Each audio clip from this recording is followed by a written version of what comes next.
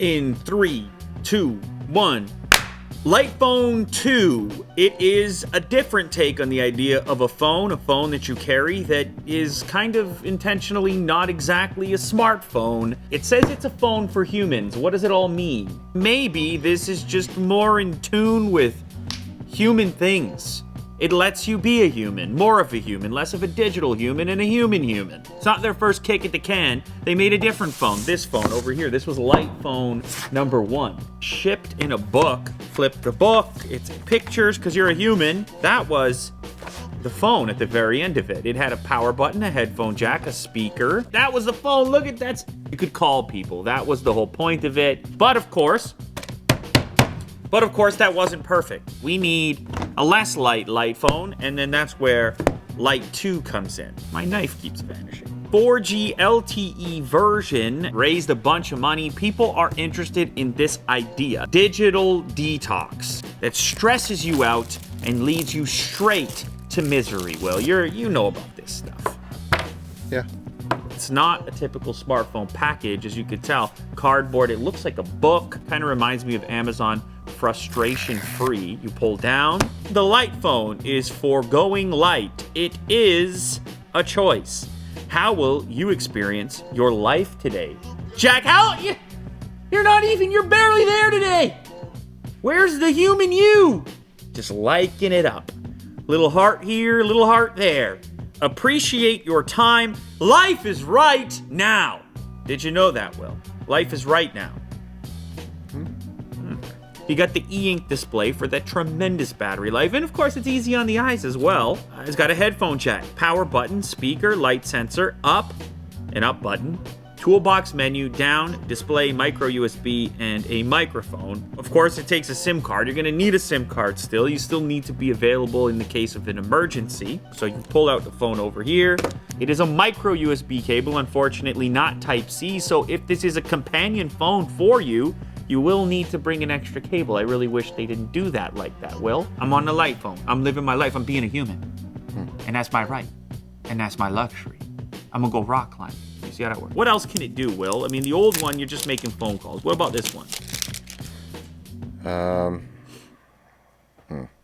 Not much. Okay. In terms of Canadian dollars, this thing raised $4.678 million. Now, I don't think that they really intend for you to replace your smartphone with this. I think going into it, you don't realize the addictive nature of it. The discipline might be lacking.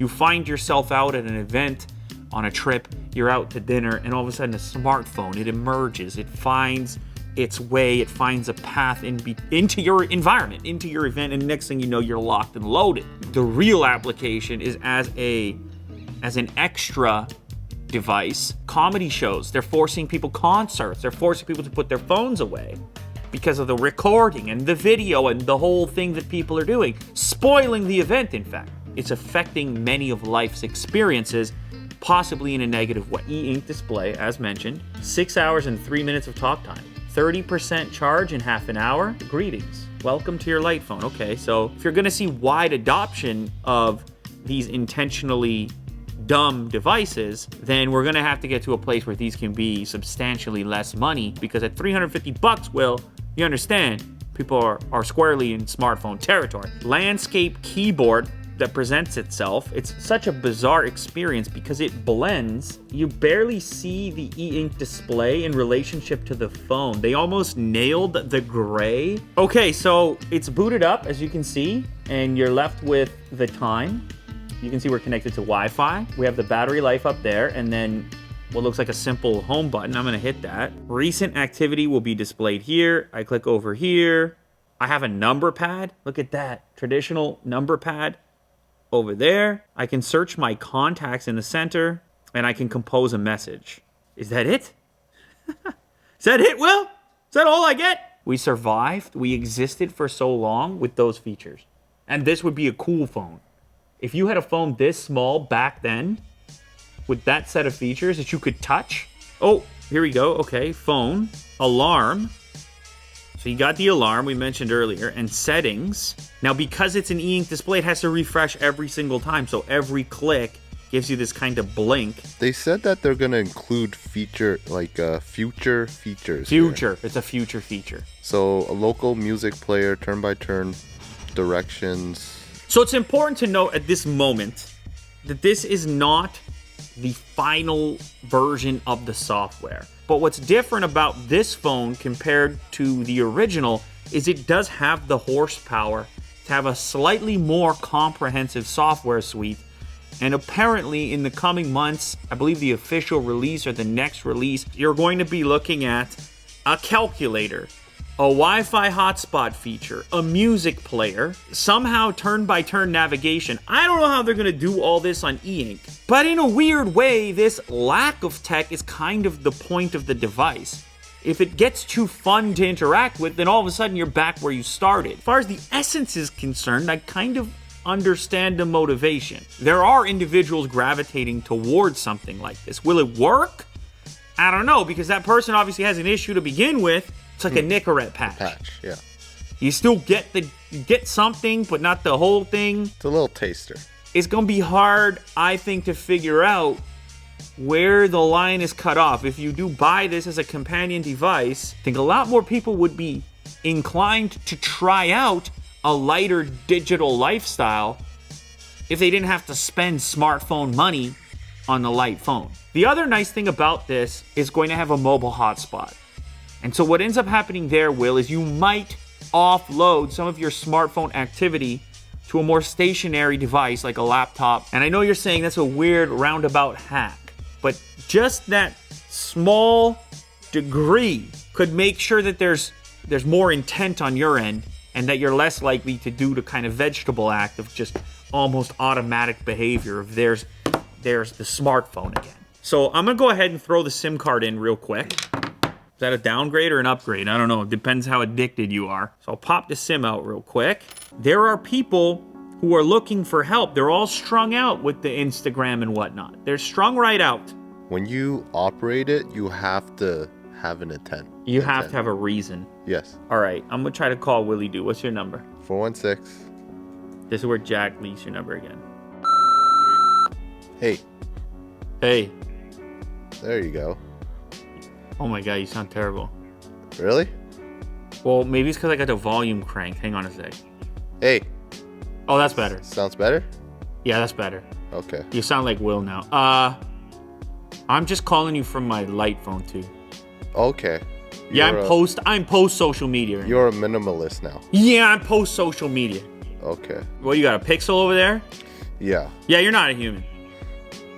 You know, I'm an Android working an Android right now.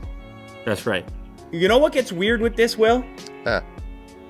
Once you start saying, hey, it can't be too great because it's addictive, then you can't figure out if a particular thing is bad on purpose or not. Just can't make calls too nice. No. Because I might get addicted. Yes. So I gotta go. Okay. I understand. I'm gonna go be a human. Okay.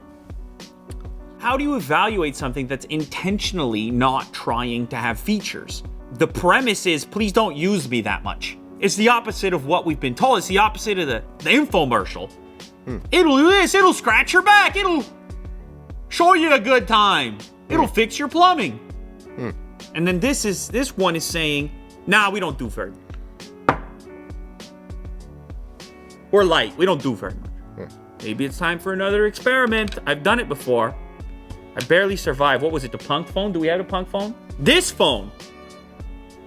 I tried to live life on this phone. Of course, there's a different take at the Minimalist Phone. What did I do, a week with this thing? Kind of went crazy. You don't realize it until you do an experiment like this, just how reliant you are on the smartphone to do all kinds of daily activities. So we've seen a couple different attempts at this. I don't think it's going to change the world. Do I think it could make some people happier? Sure, it could. But on the flip side, it could also make you feel more isolated. If the conversation has moved to the smartphone, to what level of isolation are you willing to go to make this alternative statement to attempt to get healthy? You might get more unhealthy. It's going to be an uphill battle if you think you're going to fight the technology beast, the culture beast, the movement, the progression of humanity through technology. It's an uphill battle, Will. And we've been right here on the front lines, and we'll continue to be.